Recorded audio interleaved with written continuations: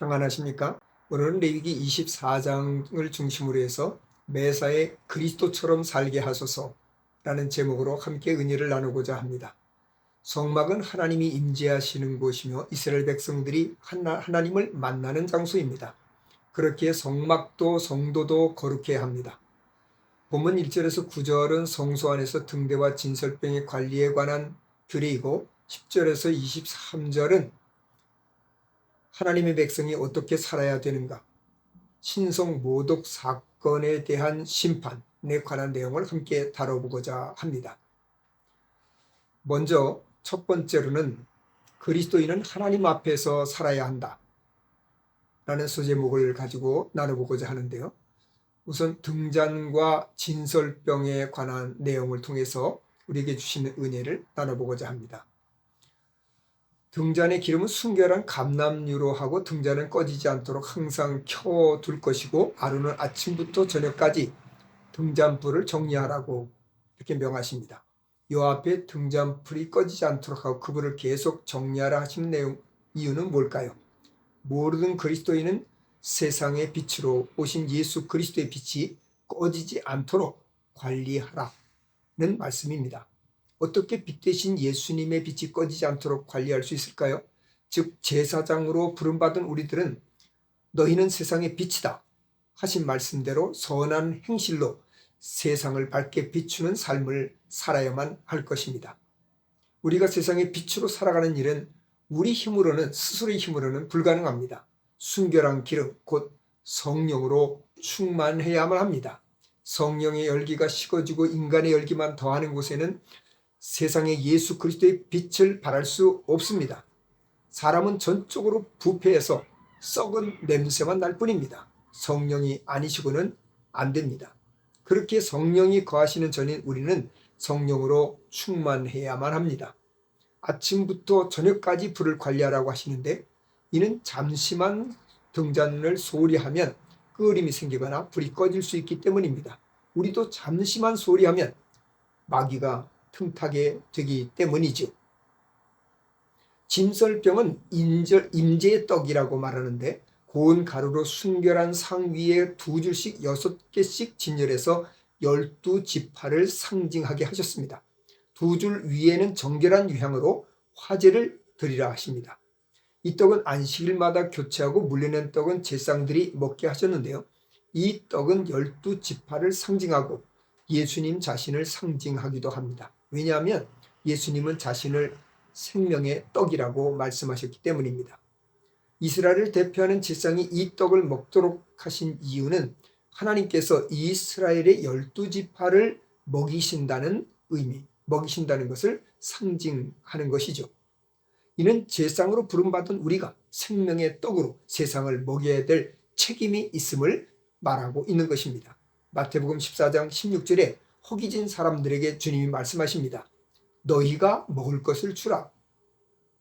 그렇습니다. 우리가 세상에 먹을 것을 줘야 되는, 세상을 먹여 살리는 책임이 우리에게 있다는 것이죠. 이 떡은 고운 가루로 만들었는데 고운 가루는 찌꺼기가 없는 순결한 가루를 말합니다. 이는 곡식이 다 부서져야만이 만들어지는 가루입니다. 그렇듯이 우리 자신은 예수 그리스도 안에서 완전히 죽어야만 합니다. 다시 말하면 온전한 희생이 있어야만 됩니다. 요 앞에 진설병을 놓고 그 위에 정결한 유향으로 화제를 드리라고 하셨는데 이는 예수 그리스도께서 자신을 희생하셔서 향기로운 제물이 되셨음을 말하는 것입니다.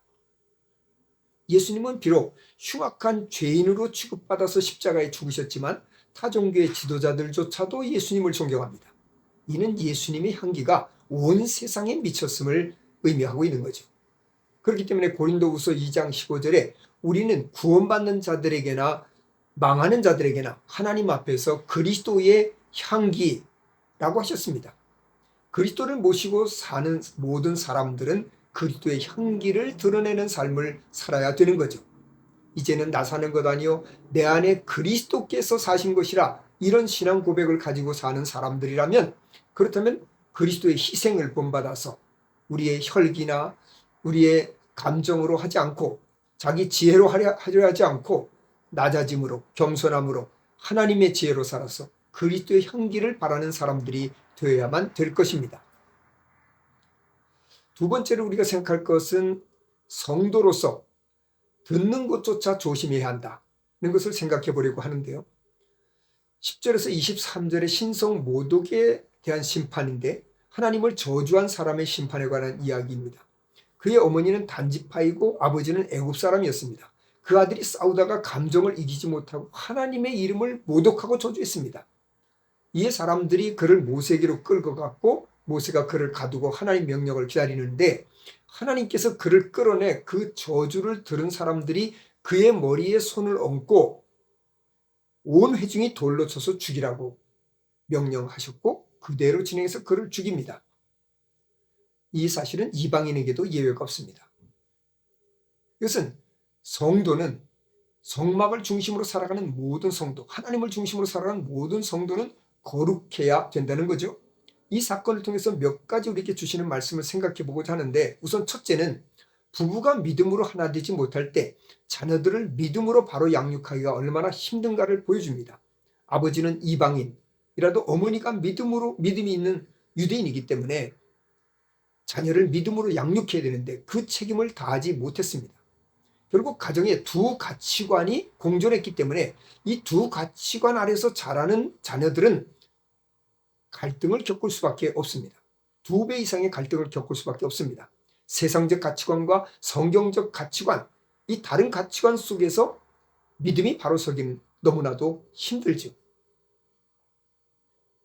철저하게 가르치지 않으면 바른 가치관, 성경적 가치관을 세워가기가 너무 힘이 듭니다. 둘째는 하나님을 저주하는 것은 하나님을 죽이는 행위와 같기 때문에 그는 죽을 수밖에 없었습니다.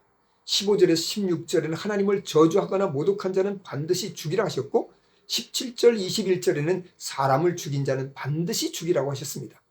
하나님을 모독하는 행위는 곧 하나님을 대적하는 행위, 하나님을 죽이는 행위이기 때문입니다.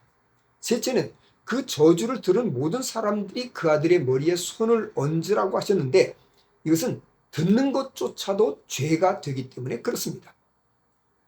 제사를 드릴 때 제사를 드리는 사람이 그 짐승의 머리에다 안수하지 않습니까? 자기 죄를 그 짐승에게 전가하는 것이거든요. 그렇듯이 들은 사람들이 들은 것도 죄가 되기 때문에 돌로 쳐 죽이기 전에 그에게 안수하고 그를 돌로 쳐서 죽이라고 했습니다.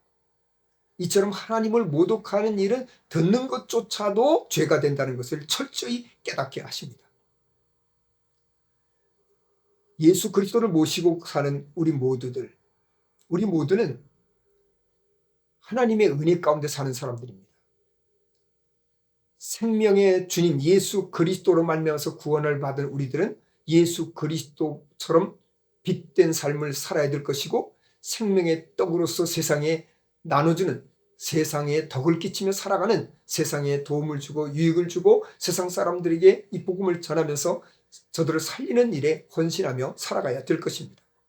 그리스도의 향기로서 살아가야만 될 것입니다. 이런 그리스도인으로 살아가기 위해서는 우리들이 하나님을 모욕하는 일이 있어서는 안 될 것이고 특히나 듣는 것조차도 죄가 된다는 사실을 기억하고 우리가 말하는 것도 조심해야 하지만 듣는 것조차도 우리가 삼가 조심하면서 살아야만 됩니다. 그리스도처럼 살려면 이렇게 매사에 정말 조심하고 또 조심하고 말하는 것이나 행하는 것이나 듣는 것에서도 조심하며 살아가는 우리 모두가 되기를 간절히 바랍니다.